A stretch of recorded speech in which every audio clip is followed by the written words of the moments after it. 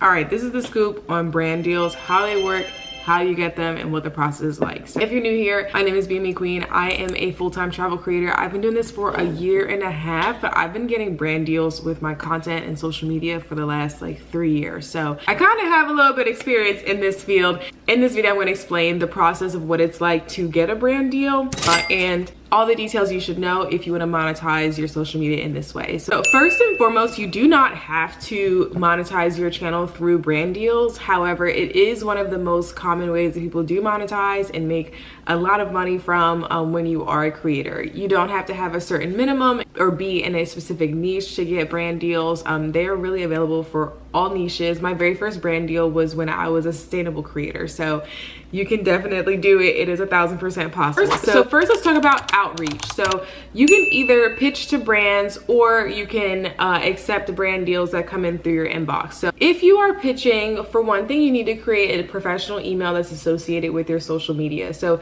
it should be very clearly written in your bio so that no one has to press the email button on Instagram. Nobody's doing that, so don't use the email button. And no one should have to press like the more button on your profile to see your email. It should be clear as day in the top 2-3 lines what your email is, so that when brands are looking for creators to work with, they will know how to contact you. Now, if you're doing pitching, I have my full pitch template that is in my ebook that you can check out in the description box. But essentially in your pitch, you want to show the brand that you're familiar with the brand. You want to show that you have influence, and if they partner with you, it will be a benefit to them in some way. So there are a bunch of different ways to do that, but essentially you want to write maybe 2 paragraphs, if that, to showcase what you are and who you are as an influencer. And one thing that I always tell people to include in their pitches is their media kit. So your media kit is basically your resume as an influencer. It tells the brand about a synopsis of who you are. It tells how many followers you have, what your engagement rate is like on each of the platforms. It gives a breakdown of your demographic, of your audience, because brands are looking for specific audiences when they want to promote specific products. So all of that is broken down and given to the brand in your media kit. It's 2, maybe 3 pages max, and it also shows the brands, other brands that you have worked with, because brands like to see that you have past experience in this industry. If you haven't necessarily worked with brands, you can always include brands that you've received PR from, and then also include the different videos that you've shown, including the PR in that video. So there are ways to go about it if you don't yet have any experience yet. However, you need to craft both your media kit and your pitch in a way where it's going to capture the attention of the brand that you're pitching to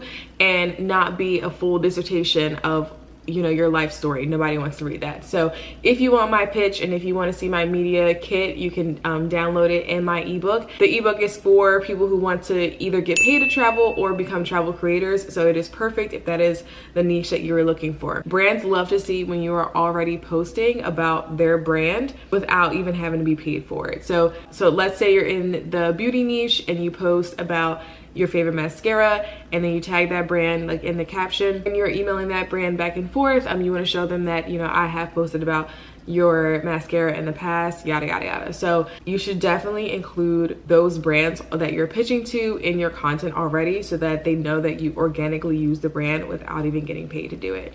When they respond to you, then you're going to discuss what type of partnership they want. So next we talk about rates and content. So let's say the brand gets back to you and they're like, we want to work with you, we're so excited for this new campaign that we have coming, for a product that is coming out soon. So generally they are going to ask for your rate, and that is when you tell them how much you should be paid for your content.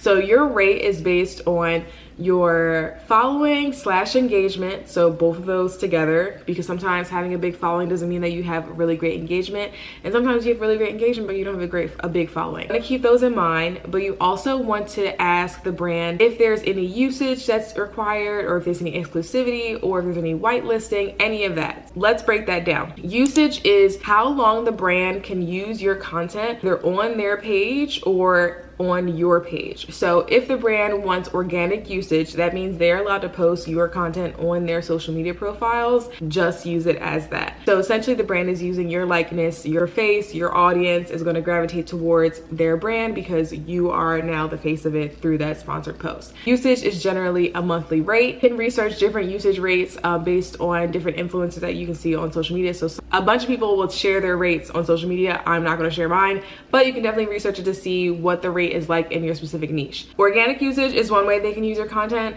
Paid usage or whitelisting is another way they can use your content, and that is when a brand will push ad spend behind your post so that that post is pushed out to more and more people. So essentially they are spending money so that your post gets more views, so that more people will see it and more people will buy their product. So generally influencers will charge even more money for paid usage or whitelisting agreement, and that is again per month, and it's based on whether or not they want to push it through their page or if they want to push it through your page. So you can charge for both. You can also charge for exclusivity, and that means that you are not allowed to work with another brand or a competitor of the brand that you're working with. So with the mascara example, say you use the mascara from MAC Cosmetics and they say we want exclusivity of 2 weeks from these lists of beauty brands. That means you're not allowed to work with those beauty brands for that 2 weeks. So since you would technically be missing out on money from not being sponsored from those brands during that 2 week time span, you can charge additional for that exclusivity. Also charge for link in bio, so how long you're posting the link for that brand's product in your bio. And then you can also charge for reshoots or drafts. So that essentially means that when you shoot the content and if the brand doesn't like it and they want you to reshoot something of it, they are going to be charged for how many times you have to reshoot it. Reshoots are super inconvenient for influencers. So beforehand, I always try to make sure that the content brief, which we'll talk about in the next part, is very clear and that we're on the same page about what the brand wants. If the brand says we want to have an option of 3 reshoots, you can also charge additional for having those 3 reshoots versus having 1 reshoot or 0 reshoots. So keep that in mind as well, especially if it's a campaign that needs to go out very quickly. The amount of reshoots that you may have to do, it may just be inconvenient, so you can charge for that as well. So the other thing that you can negotiate with your contract or with the rate that you're offering is the late fee and also the payment terms. Payment terms are generally how long it takes to be paid after the partnership is complete. So a partnership isn't complete until after you have submitted your invoice, and generally influencers are paid either net 30, which means 30 days after you send your invoice, or 60 or net 60, which is 60 days after you send your invoice. So you can still negotiate that payment schedule, however, so you can do, you know, net 15, 50% upfront. You can do different things if you want, so just keep that in mind. You can also negotiate the payment, especially if you know you need the money to pay for something right away, right? And then you can also add in a late fee if a brand doesn't pay on time. So I've heard creators that will incorporate late fees, and that is just to make sure that they are paid by the date of the invoice so that they don't have to go chasing down the brands months and months and months afterwards. It definitely is helpful to have an entertainment lawyer on the side that can help you enforce that late fee if it comes down to it, or just to have someone that you can consult with, because this is not legal advice. So definitely reach out to a entertainment lawyer if you can. There are also content creator lawyers these days that you can contact. Make sure that the terms are something that you agree upon, because sometimes the contracts can be really wordy, and if you're not experienced in this industry, they may slide in a few things that you have to abide by because you signed the contract. So I would definitely recommend that you find an entertainment lawyer or a content creator lawyer that can help you out with your contracts if this is like your first time doing it and it's a big brand deal. So now that you've done your outreach, or you have received notice from a brand that they want to work with you, and you guys have negotiated a contract and you've signed that contract, now it is time for you to actually create the content. So this part of the campaign is pretty simple, because if you're a creator, that you've been creating content for a while and you know how to do this pretty seamlessly. Sometimes a brand will give you a concept brief, and essentially what that is it outlines what they want you to talk about and the specific points they want you to hit within your video or within whatever content piece that you're sharing. So they may suggest different hooks, they may suggest different keywords that you have to say, and sometimes brands will say, do whatever you think is best, just talk about this product in a way that aligns with your content. My favorite campaigns are the ones where I'm allowed to do whatever I want because I know as a creator what is going to perform well and what people are going to really resonate with and like on my platform. However, if the brand says, we just want you to talk about this product and hold it up and, you know, do this, do it. Okay, you've already signed the contract, you're going to work with the brand, just do it. Some of the things that I am very specific about with content briefs, however, is that I do not go off of scripts. So the brand wants me to say a specific script, I will make that very clear before I even sign any contract that I'm not going to talk through scripts, because it just doesn't come across as organic to me. Another thing that I always talk about in the concept brief is to make sure that I don't have to say the exact hooks, because sometimes the hooks that they give you to start your video may not actually connect with your audience. So I try to make sure I have as much flexibility and freedom as possible in the brand deals. But again, if a brand is like, you need to say these exact words, or we want you to do this in an exact way, just follow the concept brief and what you agreed upon. So one of the things that I have started to do recently that have really limited the number of reshoots that I have to do is sending an exact shoot layout, or a shoot list, if that's what you want to call it, where I will explain to the brand in words like the different clips that I'm going to show in the video and how that aligns with the different words that I'm going to say. And then I'll also show them different examples of videos that I've already posted, so they can like kind of know what to expect, and that it doesn't really like make me have to do so much work on the back end in terms of editing, in terms of reshoots, in terms of multiple drafts. So I try to make it very, very clear from the beginning, like, this is what I'm gonna do, this is what I'm gonna say. And again, those words are words that are authentic to me and will come across to my audience very organically. Also show them the examples of like, this is what has worked in the past, so that they know like I'm not just like coming up with this out of nowhere. Like, this is something that my audience already loves, and you can see it in these examples in the videos that have already been posted. So I generally create like a whole table to show them like what it is, to make it as specific as possible, because if a brand decides to change their mind after you already shot the content and you don't have any reshoots in your campaign, then it becomes a little bit tricky with like trying to complete the campaign and all that jazz. So I try to be very specific up front, and again, let them know that I'm not going to read off a script that they give me, but instead I will make up my own script and create the content that I think is really going to resonate with my audience. After you make the initial draft, you will then send the draft to the brand, and they will send their feedback. So sometimes the brands have to go through, depending on how big the brand is, they will have to send the content through legal to make sure that everything is correct and that they're following all the regulations that they have to be as a company. So sometimes the edits can take a while to get back to you, but once they do send you the edits of things that they want you to change, you know, make those changes and send it back. So they have to confirm that the video that you've created is exactly how they want it to be. So once it is approved, then you're allowed to post. You're not done yet. The brand deal is not over.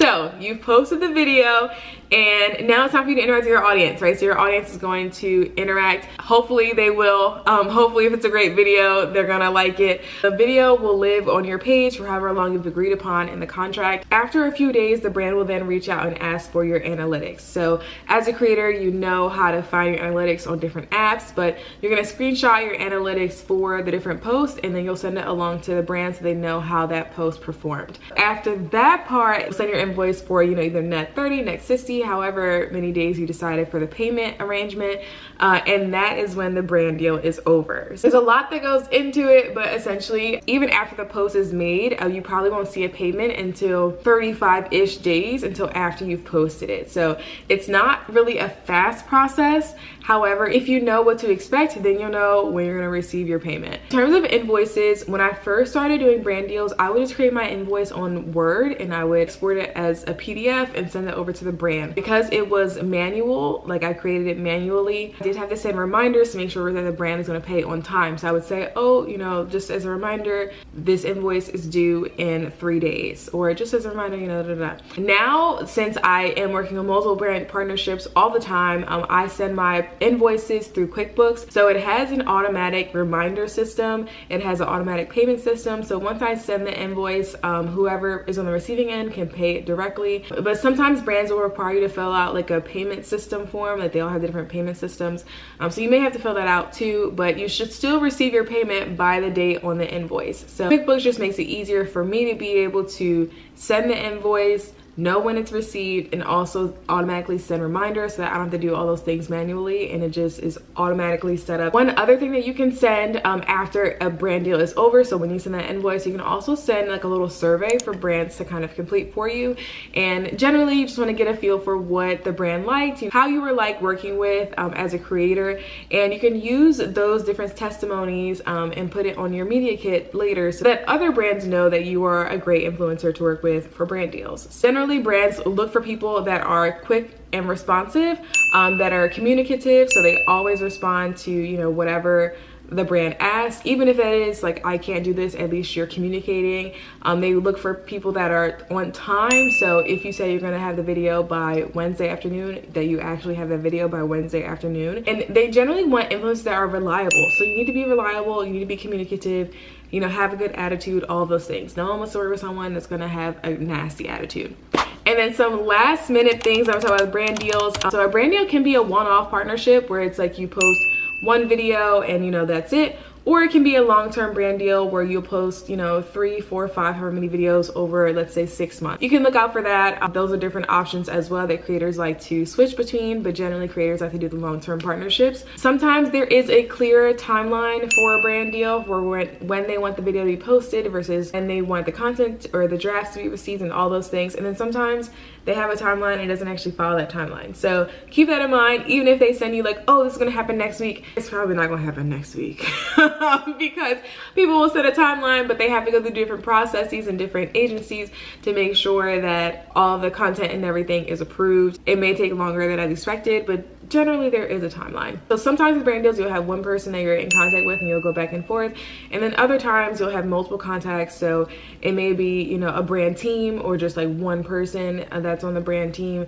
So just be aware of that. You may be emailing one person versus emailing, you know, 3 people. And then in between brand deals, you definitely want to be posting organic content about brands that you love and already use. You want to still be consistent with posting your content. So don't just post the brand deal and then never post ever again. You need to keep being consistent to obviously keep getting brand deals, but to also keep being involved with your audience. Last but not least, if you have a manager, you definitely won't have to do like most of this work. Your manager will take care of it for you.